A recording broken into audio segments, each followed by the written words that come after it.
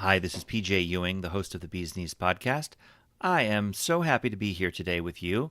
I've got a terrific interview with W.L. Bane, a gentleman from Hockley, Texas, who had more of an adventure than he'd like with his right total knee replacement, but got there all the same. It took a few more months than expected and a couple other procedures along the way, but he got there. W.L. had a knee surgery in November, a manipulation and arthroscopy in December, a second manipulation at the end of January, and then found the X10. And the rest, as they may say, is history. WL was a favorite of everyone with whom he worked at X10. From Cork Burrows to David Lahman to Tricia Lahman, our entire team was just entranced by him. And in fact, we're all big WL fans at this point. And I was just so pleased that he would grant us 30 minutes to talk about his recovery and his experience with the X10 as well as just overall recovery. So, no more from me. Let's listen to my interview with W.L. Bane from Hockley, Texas. Welcome to The Bee's Knees, a podcast full of articles, interviews, clinical studies, and advice about knee surgery, physical therapy, and life after knee surgery. Hi, this is PJ Ewing. I'm here in New York City, the big bad city, and I'm here with W.L. Bane, a recent X10 patient and success story. And you are you in Hockley right now? Yes, I live on my farm out of Hockley. That's about 27 miles out of Houston. So you are really kind of a pioneer. We didn't have anybody in your area until you, and now the phone lines have opened and the waterfall the dam is broken, I guess, and we're starting to get a lot of requests. So you're the first of many I see. Well, I'll tell you, PJ. Go ahead. The people I've talked to, I don't know how many people about the X10. It's just phenomenal, and I just wished everybody could have it. This conversation is going to help. This conversation is going to help that because, in these talks, we spread the word and one by one, and we reach out to the surgeons, and, we'll talk about that too. But, before we get into that, let's hear something about you and your background and what you've done in your life, and let all the listeners get to know you a little bit. Yeah. Well, I was born in Houston, northwest Houston, which was what we called out in the country at that time. And we had a dairy, and we were out, which is now just a big part of Houston. But back in the 40s and early 50s, it was very rural, and was raised there, graduated from high school, and went off to college, the university, graduated in the late 60s with a marketing degree, and I've done numerous things. I've started in the insurance business with Travelers Insurance, changed from Travelers to Allstate, had my own insurance business, and wanted to go into industrial sales, and started with an air conditioning coil manufacturing company. I traveled 28 states, and back then in the early 70s, you really were on the road for 28 days, 29 days, from the East Coast, one trip, and then the West Coast. I did that for a couple of years and was very young and did very well, but it burned out, and ended up working for a valve company here doing steel process valves. I was a salesman calling on refineries like Dow Chemical, DuPont, Celanese, and ended up opening my own valve repair business. I was very aggressive and did that for a few years, sold the business, ended up going into landscaping. I hired architects, and we have Texas A&M here, which is a huge university, and I hired degreed horticulturists and had a large operation for a few years, and literally tired of that, and sold it. Didn't sell my land. I've always kept my properties I've bought, but sold that, and then started a company called Industrial Specialties, and ended up selling to mining companies around the world. We purchased everything. And I just sold that company 2 years ago. And so basically that's where I'm at now. I'm up at my farm, and that's where I'm going to stay. After all the travel. Interesting. But I enjoyed it. It was all sales. I enjoyed communications and people, and that's how you move products. What did you sell to mining companies? Everything. If you're familiar with them, you've got. They were mainly gold and copper mines. They set up their own business. It takes 15 years after their surveys and getting the papers and such to do it. And we would sell everything from heavy equipment to the mining camps to the automobiles to you name it. A lot of these parts are very old. It takes a lot of research to find their actual equipment when they break down. Everything's done through computers. It's not done through voice communication due to their locations. Well, the X10 machine is the brainchild of my father, as you know, Paul Ewing, and his company, NSS Industries in Michigan, before X10, the company that he sold and built up, about a $100 million company in the end.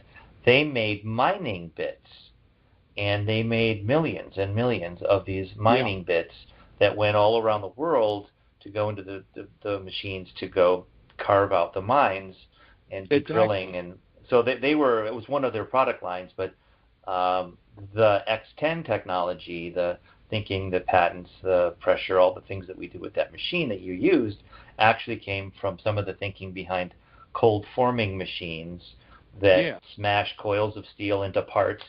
They're heat treated or whatever treated, and then they're sent out to be used in mining bits as one of their products. So it's interesting that we crossed paths that way a little bit way back when. I tell you what, everyone should be thankful that your father invented. Yeah, well, a lot of people now know. You'd never know in industrial manufacturing, where stuff comes from, and it doesn't really matter. It's just it's made well, whatever. But in this case, the thinking that was way back when and helping mine bits come to fruition, now is in a machine that helps people directly on their knees recover. Well, interesting. PJ, from your dad, it's a very proprietary type business. You can't cold call these people hardly. You've got to have contacts just due to their locations. Yeah. And a lot of them are out of Canada. But as far as the owners and such, we really didn't do mines in the U.S. We did everything overseas in South America and such. I see.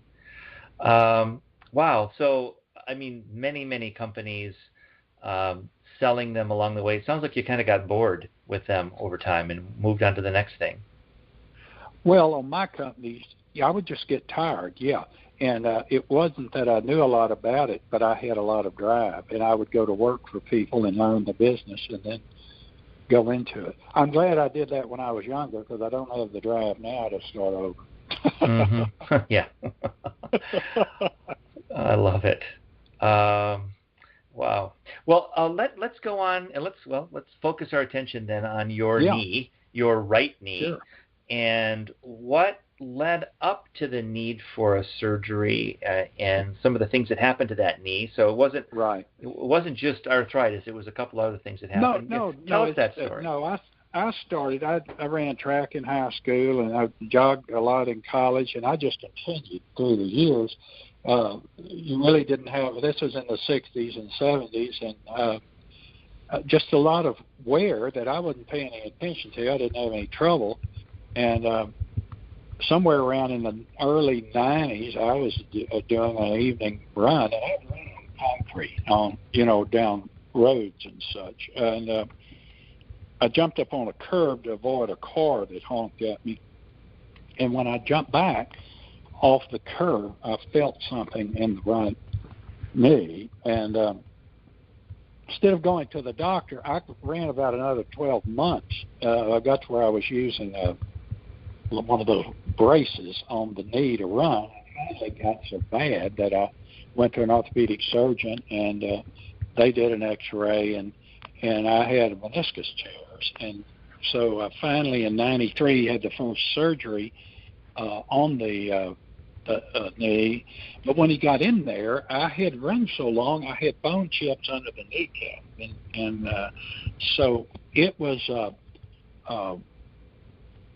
successful. But it so happened the day that I had the surgery, one of my office people picked me up, take me home, and I lived in a gated community, and they had we had our air conditioners were up in the attics. They were large 2-story homes, and I opened the door on crutches. They told me go home and go to bed. Well, the air conditioning drain pan had overflowed, and it dropped my ceiling upstairs, and I was still deadened. I just got out of surgery that morning. I threw those crutches down. I worked for about 2 or 3 hours pulling carpet up the stairs because I couldn't feel anything. And boy, was that a mistake. I mean, it really set me back. And it took months for that knee to recover. And I never ran after that. I did a lot of walking over the years. And I've done a lot of lifting weights and worked up here on my farm for years before I even moved. I like outdoors a lot. I was always in sales, but I like working. And so just due to wear and such around 2000, and I had shots, cortisone shots in it over the years. Right. And I was walking 3 to 4 miles daily, but it just got to where around 212 or so it was hurting so bad I'd stop walking. I could walk, but it was difficult. And I ended the walking. I didn't realize this on my knee was causing severe problems with my right hip and the lower lumbar, 3, 4, and 5. I have some problems there. So I'd gone to a neurologist, and they were telling me I did have some problems. They didn't think I needed surgery.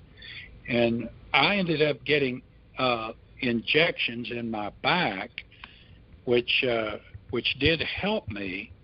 But at the same time, the injections in my knee were not really working any longer. So I sort of talked to the doctor who is the Rockets doctor here in Houston, the Houston Rockets. I talked him into doing another meniscus on the knee, hoping that it could help. Well, that was in 2016, and he told me that there was just nothing left even after the surgery. And so I ended up in 2018 having the replacement surgery done. And there was a problem. When I had the surgery, they kept me overnight in the hospital and sent me home the next day. And they wanted me to come back in 10 days. And so when I went back, they gave me an order to start therapy.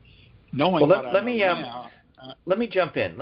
Before you go into that, if you don't mind. Sorry to do that to you. But so this, I'm just interested in this 2012 to 2018 time frame, because it seems like you stopped walking and you're doing injections. It was just cortisone, or did you try any other injections like hyaluronic acid, that no, they didn't believe in. They didn't want to do. They didn't want to do those injections. No, it was the steroid injection. Okay. And, there's a well-known doctor here in the Houston Medical Center that does the injections into the back, and they helped me so much. What happened to me, PJ, is I felt so good again. I would get up and start working like there was nothing wrong. And I had to go back in the third time. He told me, don't come back. That wasn't repairing it. It was just helping it. And so I put up with a lot of pain between that time. I just was reluctant to have a knee replacement, and I waited a long time to do it. You could have, by doctor's advice, done it a few years earlier, do you think? Or yes. I could have. But okay, and it was go ahead. Sorry. No, the circumstances what I found out after the surgery, it wouldn't really help me that much because of the scarring issues I have, the extreme fast scarring. So you knew that at the time that you scarred quickly? Was that something that was a factor? I did not know that. But when I was in that car accident, when I broke my femur, I was a sophomore in high school. Unbeknown to me at that time, but we found that out later during this surgery, that during those that was in 1961. It was a compound fracture of the right femur, and of course I had severe injuries. I about died. I had other injuries, but when they operated in those days, they cut you on the outside of your leg, on your femur, on the right leg. They cut you from the knee to the hip. Then they take a 17-inch pin and lay it against the femur, and then they cut your hip. And these have threads on them, and they pull it up, and then they drive it through the femur. So I had that in there a year, and a year later, they went back in through the top of my hip and extracted a 17-inch pin. I've still got it. It's solid stainless. It's big around as your little finger. Oh. And that, unbeknown to me, that messed up the eye band. It caused a lot of scarring in that leg. They had to cut through all the muscles in the IT band. I didn't know that until all this happened when I had the knee surgery. Interesting. It comes back to get you even so many years later. And they didn't even recognize that. Well, the surgeon that did the surgery really thought nothing about it. He just recognized all the scars. I'd had a broken femur. But it caused such scarring that when they went in there, it was a problem for me right after the surgery. So this 17 days before I started rehab. Right. So here we are now back in 2018, late 2018, after this 6-year time November frame. 26th. Yeah. Right. Was the surgery. Last question though about that time. Well, one more question before that. Yeah. I'm just so annoying, aren't I? I won't let you talk. No. But I'm interested in this. You're being such an active person, athletic, out of doors. You've got this 6-year time frame building up to the 11/26 surgery on your right knee. Okay. You mentioned pain. You mentioned cortisone shots. You mentioned trying to get right back into it. But I believe in 2012 you said you stopped walking. Did you start to see other things that were declining? Did you gain weight? Was the lack of normal mobility starting to get to you in any other way? When I say I stopped walking, I don't mean I meant walking long miles, like 4 or 5 miles a day. No, gotcha. I mean, I didn't have any problem working. Okay. In fact, one of my main problems is I kept working, really. Right. I was still even worked through the pain. I was very active. Okay. I just couldn't jog, and I couldn't do long walks like the exercise. Got it. Okay. But I've always been in pretty good shape. Okay. It isn't that I laid around and sat in a wheelchair or anything. So you went into surgery in decent shape. You made your way through the pain over the last, those 6 years. So 11/26, you go into surgery. All right. So after all my annoying interruptions, tell us the story then from surgery going forward then. Yeah. Well, we had the surgery. They kept me overnight, sent me home, and they had me come back in 10 days. Well, it was extremely painful afterwards. This was Memorial Hermann? Is that where you had it? Yes, Memorial Hermann in what's called, it's kind of a west on I-10. It's, there's a large, Memorial Hermann is a large hospital group here. Most of my doctors are downtown Houston in what we call the medical center. It's probably the largest in the world. But I had it done by a very highly recommended doctor, and the surgery went well. But it was just I didn't get in rehab. I went back to see them in 10 days, and they gave me an order for a physical therapy. And there is a new Herman Hospital up here by my farm. And so I had rehabbed there on the meniscus surgery that I told you I had a year prior. And so I went back there. They couldn't see me for 7 days. So that put me 17 days out when I was starting.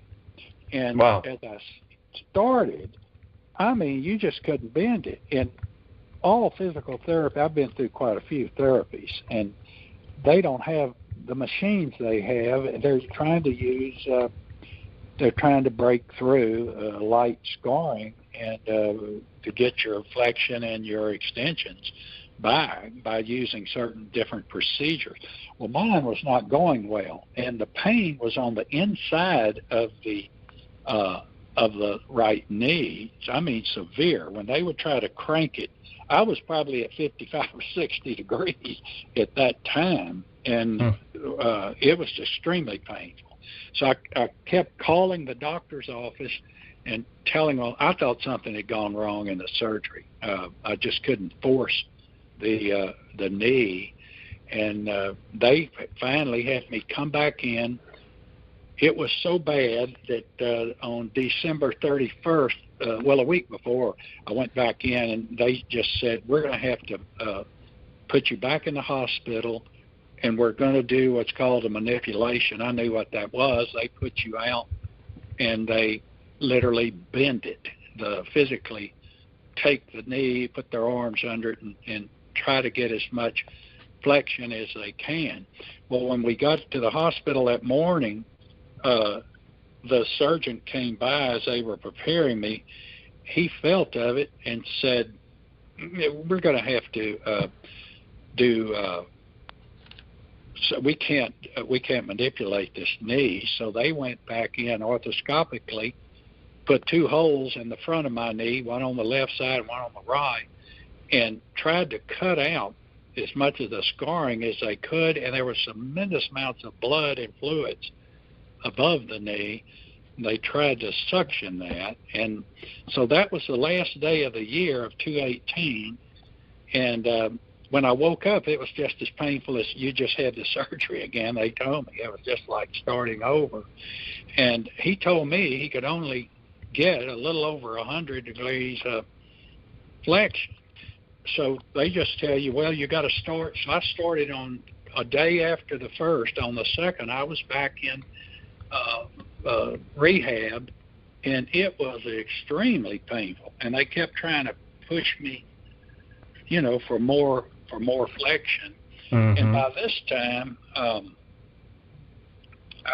was wondering what in the heck, because I was having tremendous pain, and I was using a walker, and I have a high pain tolerance, And I started thinking, I've got to find something. And around that time is when I started looking on the internet.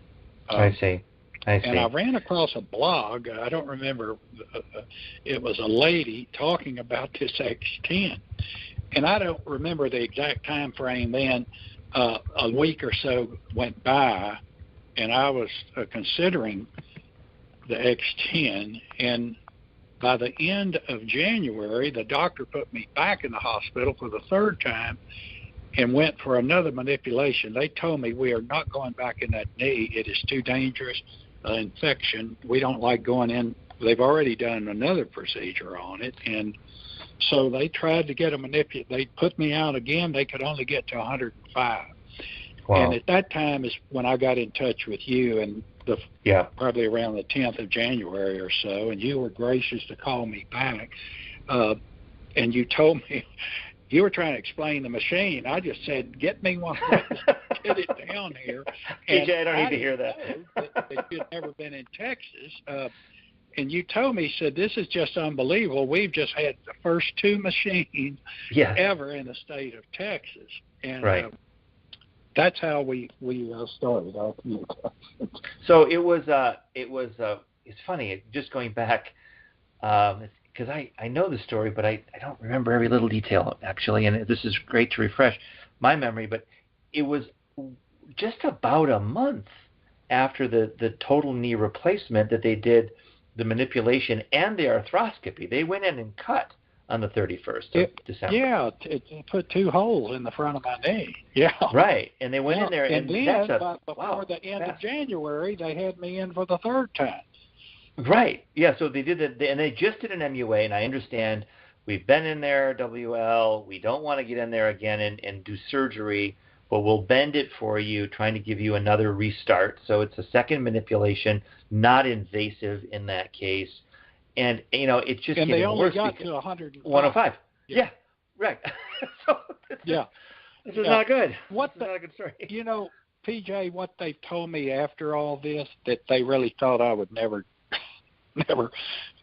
recover from past maybe 100 or so, because when you go into surgery or they do what they call their manipulations, I actually came to after the second manipulation. The last time I was in, I watched them do a manipulation. I was awake, looking across the hall. It's just the physical bending of the knee, and they could only get 105 out of me after this, and they more or less told me, you're just going to have to good luck, we're going to have to go through physical therapy, and that was it. They weren't going back in the knee. You are now at this point, the 6, 8, 10 weeks into this, an expert. I mean, you know what the manipulation does. You've been through PT. I've watched You're a pro. Yeah. But in terms of the recovery, you have to do it every day, every other day in the clinic. You've been going at it hard, and it's going the wrong way. 3 times a week going to physical therapy, and they were not getting anywhere until the painful 70s. Wow. And when I can crank your knee, you're not going to be able to bend it to that. It's using pressure to get you there. Wow. So we figure out, a way to get an X10 machine to you, and by this time, I don't mean to interrupt you, but I had watched every video, read everything. It was like I was back doing research papers for a master's.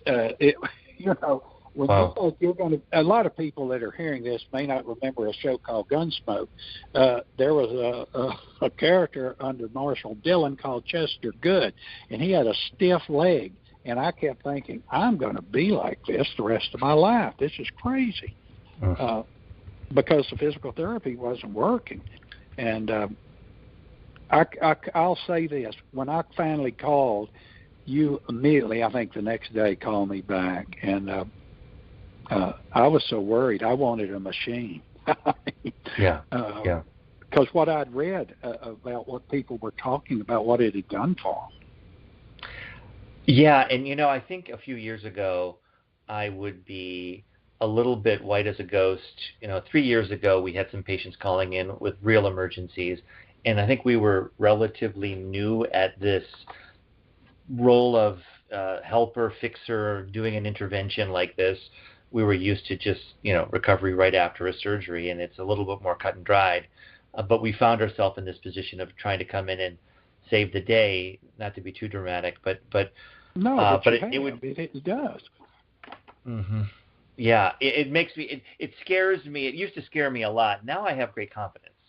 I don't pretend to be a medical expert or have all the knowledge about what this machine is going to do exactly for each patient, but I do know that we have people with a variety of different kinds of problems, different circumstances, and this thing has been able to help them dramatically. There is one common thread, though, WL, and that is the delay. In your case, it might be that you created scar tissue long ago, and then it came back, with a vengeance right after surgery. But there was a delay in your initial therapy. There was a 17-day delay, and that you can, in hindsight, I guess, you can look right at that time frame and say, well, shoot, if we had gotten the X10 in there before surgery, you came home to the X10, there's a chance, and again, I'm not going to pretend to play doctor here, but there's a chance we might have avoided a lot of this trouble.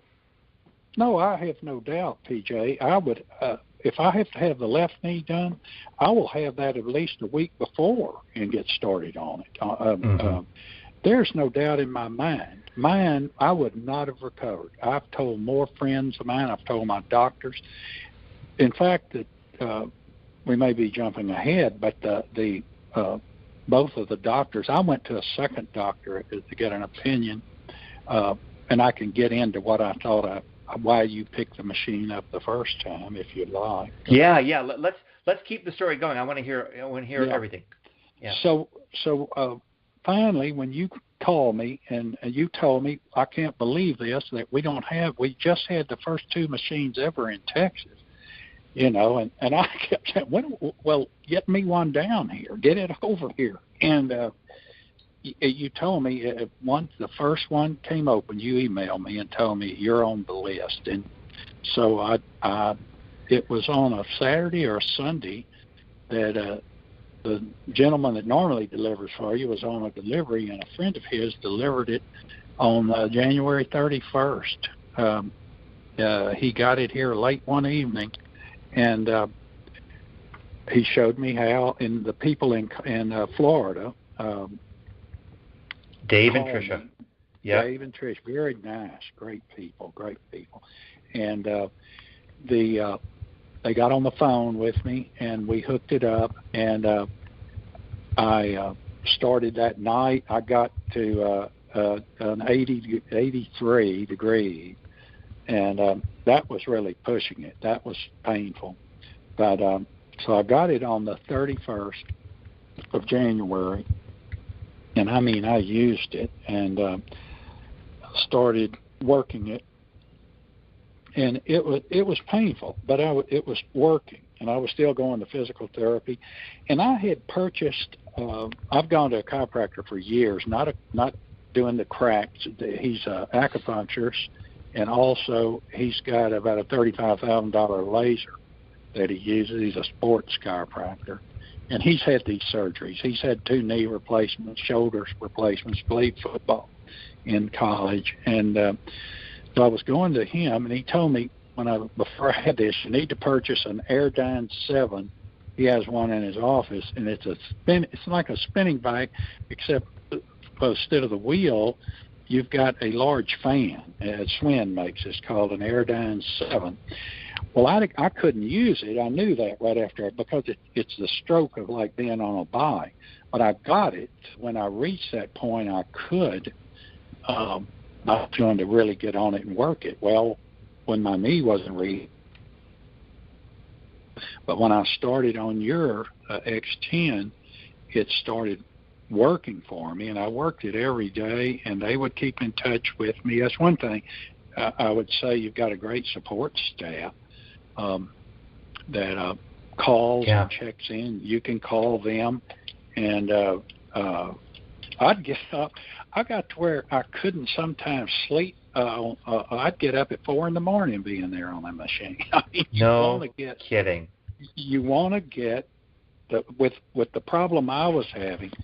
I just thought I've got to give it all I can, and so we went through the month of February, and by towards the 20th or so, I was up to around 120, which the doctors, I was going back to see them, they were just blown away. And I was telling them about the X10 therapy, and they were very interested, because I could tell they thought I was going to be one of those, you were just going to be gimped up. And because they weren't going back in. They had already made that clear. And once they saw me, when I say I was at 120, I wasn't physically bending it. The machine would take me there. Passively, not actively, yeah. Passively, yes. And so we're into the whole month of February, and then I was just loving it. It was still stiff, and it's doctors were saying that probably around the 20th or so, I had taken myself up a couple of times to 126 and 127. That it probably wasn't anything, but I got there. And then I dropped back down to I would keep it. I would start off around 100 towards the end of February, and work real quickly up into, say, around 120, and then do that for maybe 30 or 40 minutes. And on one morning there around the 21st, or maybe a little earlier, the 20th or 19th, I got a good feel that morning, and I thought, I'm going to get on that bike after I got off the machine. And I was rotating. I could do a full rotation at that time on the bike. And and what happened, I felt so good that morning, I thought, well, I'll just stand up on it. And so I stood up and was going to do like you would take off on a bike. And I stood up, and when I did that full rotation, it popped. It hurt so bad. The outside of the right knee, I thought I had ripped the knee out of the bone. It hurt so bad. So that's going through that. I couldn't even walk hardly. I called the doctor, told him, I think I've messed this knee up. And between that period, it hurt so bad. That's when I called you and said, this is a big problem here, and I'm not going to be, I couldn't use the machine. I couldn't hardly walk. Right. And so when you picked the machine up, between that time, I went to the doctor right after it was picked up, and they told me, you didn't pull your knee. They x-rayed it, and I went to the second orthopedic to get a second opinion, and he was an pro football player. He had meniscus surgeries on his knees. He said, WL, what you did, you scarred terribly, and from your femur, the break on the femur, what you did, that IT band, he said, you didn't break it. What you did, you broke all that scar tissue. And he said that X10 was breaking it smaller, breaking it and letting you get to those degrees. And then when you got on that bike and put that stress on it, it just ripped it. Now, it hurt, yes, but it was actually good that it did that. And interesting. That is when, within 4 days, I was calling you back, pleading, hey, yeah. This is where it gets painful for me, because we did not have a machine for a bunch of weeks, and you wanted it back. You get to where you got to have it. I thought of all the stupid things I did letting that machine get out of here, and that was on the 22nd when it was picked up, and when I got it back, it was April 3rd, and I was looking here on my sheets that I started in like 120, and within the third day, I was at 130 every day. Now, can I do it on my own? No, but I can get awfully close if I really put pressure bending down. And I went back to my doctor, and they are just blown away. They told me, said that machine, it's phenomenal. And well, we're knocking on their door now, both of these doctors and the PA at the clinic, and we're really trying to connect the dots on the sales front. But this is an opportunity for us. Their ties they have, and especially in a city like Houston, I'll tell you, I'm just marvel over your machine. It's saved me. It's changed me where I can do everything again, climb stairs, and of course it takes around, I think, 12 months. You're probably better at this than I, but what I've been told, before you don't even realize it, that it takes time totally. But I'm just so elated, and I can't thank you enough for. I know I was bothering you probably the last 2 months trying to get a machine. I just felt bad. I just felt like, I was so regretful, just like you. Why did we, we took it away. We thought you were done. I found out right after. I was worried that I had broken something and I wasn't going to be able to use it. But thank God, it's. I haven't used it since last Saturday, and it's.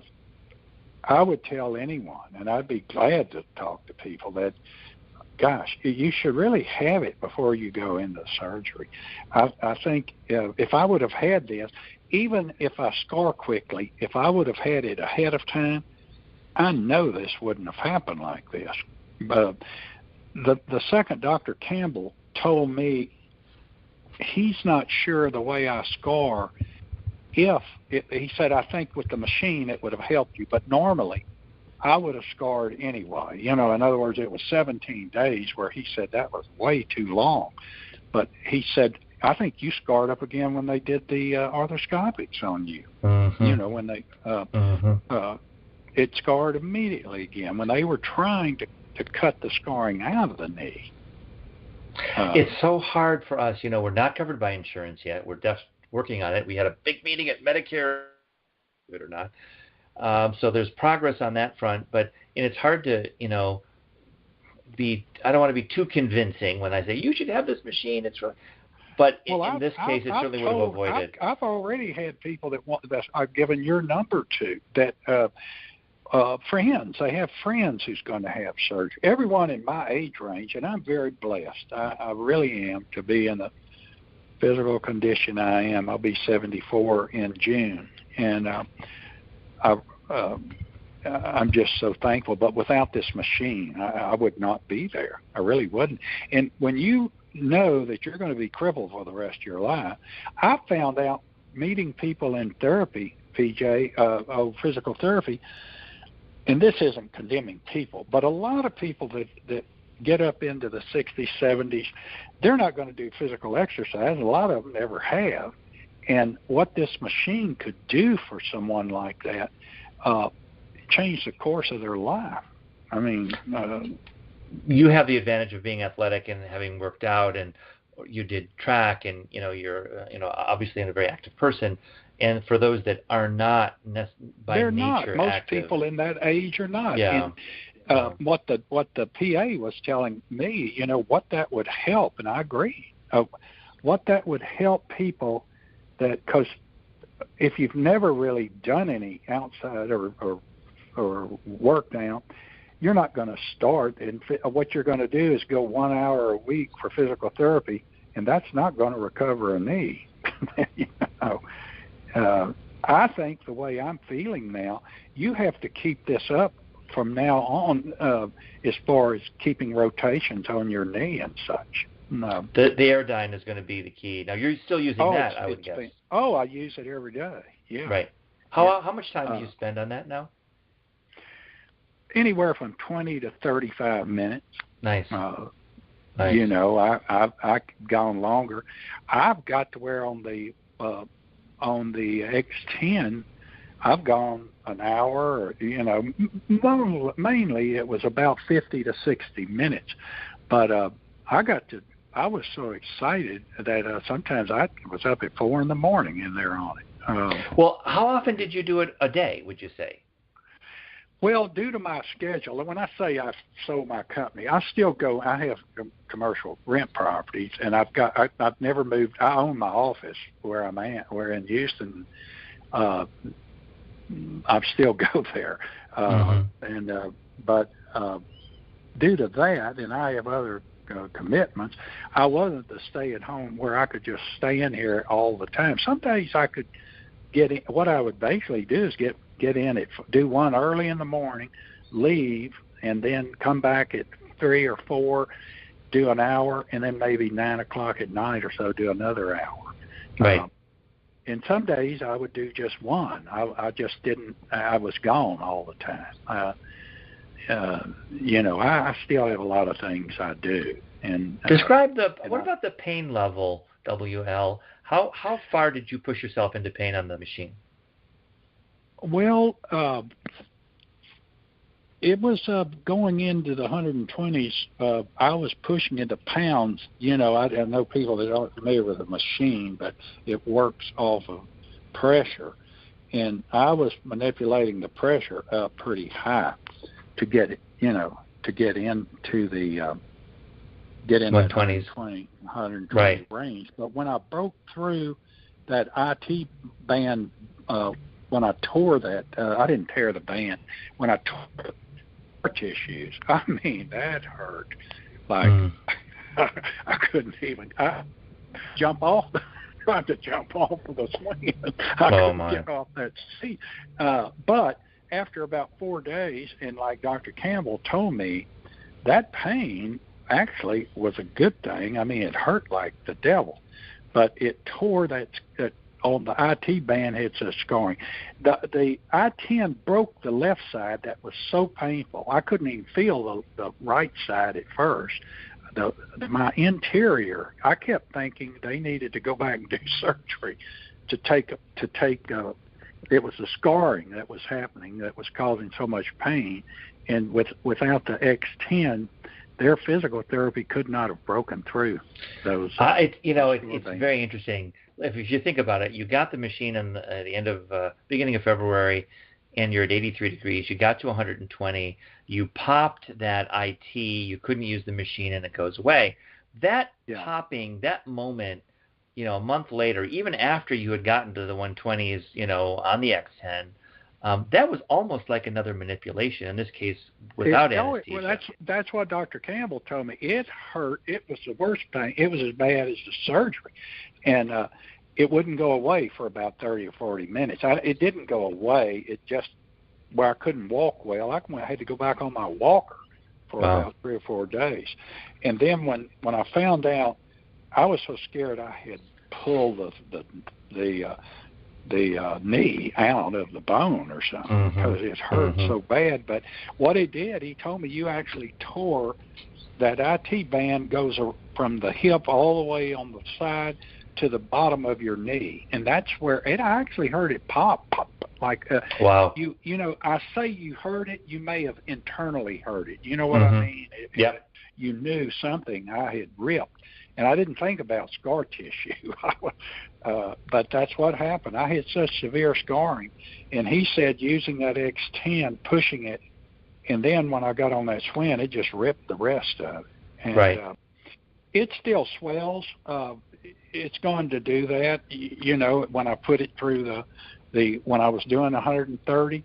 But I'm telling you, PJ, for the last 7 days I used the machine this time, a week ago Saturday, I could start off at about 100, 115 or so, and I'd work up a degree or two at a time.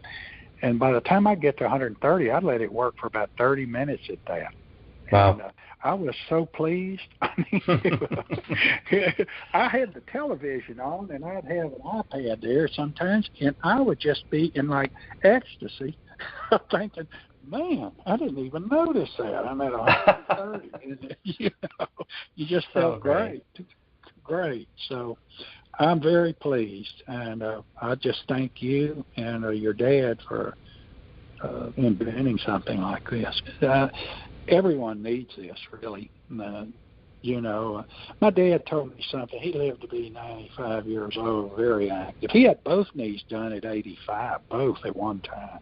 Wow. And he told me, what is money if you don't have your health? And that's how I've always really thought about it. What is good, he said, is to have money without having health. He said, I would rather live under a bridge and be healthy. And I agree with that philosophy, with that train of thought. I can imagine how worried you were when this was all. I mean, you spend 6 years figuring this out. You finally get it done in 2018, and then this happens. I mean, it goes south, and I was depressed. I will admit that, and I'm not a type person to really get depressed. I was so depressed because I'm so active, and I was thinking I'm going to be crippled the rest of my life, because they told me we're not going back in there. There's nothing else we can do. You're going to have to do it through physical therapy. Well, don't screw this up now. My goodness. I mean, you've gotten this far and everything is good. And I know I'm worried about you jumping off another curb and running for another 12 months. Oh, you would have laughed. You would have laughed. There's a doctor here in Houston, and my chiropractor told me his name maybe 3 or 4 years ago, and he kept saying, doctor. And I said, Robert, what is the man's name? Why are you calling him Doc? He said his name is Uday Doctor, and D-O-C-T-O-R. And he's the one that does the injections. He's an anesthesiologist specializing in, he's with what's called the Houston Orthopedics here. It's another big hospital downtown Houston, and they're strictly orthopedic specialists. And he does those injections. What got him irritated at me, I would feel so good, I would get out and act like, and I went back in 3 months in a row, 1 month at a time, to have those injections. They put you out with Poferol, and they do it with this high-density X-ray machine over your, where they're directionally going in wherever your levels are. And it's not like they're doing it with you awake. It's just a fast procedure, about a 20-minute procedure. But now the knee injections, those really never bothered me. No. You know, they just shoot you in the knee. But I guess got to where mine was too wore out. And I had that doctor do a meniscus. He really didn't want to, and I was hoping that would help me, but it didn't. There was nothing left. Well, I hope you don't have to do the other knee. I mean, this has been nothing of an what I won't do, at my age, I'm not going to wait if I feel any wear and they've looked at it. It has some wear. But if it does, I mean, I will not wait 3 or 4 more years. I mean, I'm not going to do that. No. You get into an area, you're getting so old, using a general anesthesia can be a problem. Mm-hmm.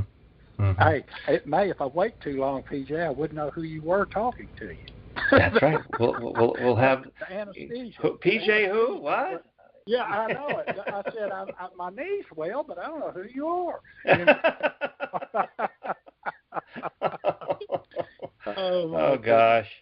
Well, this has been I really hope fun. that you can really get the word around here in the medical centers. They would be. I've talked to, like I said, the 2 doctors, and I just know once they hear about it, they know all their other colleagues are the same field. The opportunity is right now. It is, yeah. And you're a catalyst. You've created businesses.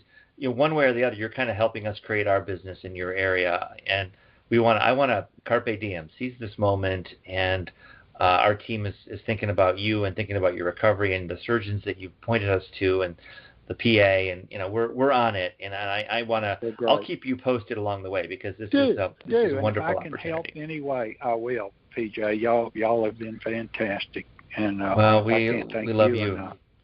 Yeah, Tricia and Dave were loved interacting with you, and Cork as well. He's been talking about you a lot. Fantastic. They're all fantastic. If I can help, you let me know. I really appreciate y'all. Well, thank you, WL, and I appreciate you doing the interview, and it's been really, really fun talking to you. Thank you. Look forward to hearing from you. Take care. To learn more, visit x10therapy.com, 1-855-910-5633. Just a reminder, it's a huge help if you subscribe to, rate, and review our podcast. It helps people find us. X10, back to full strength.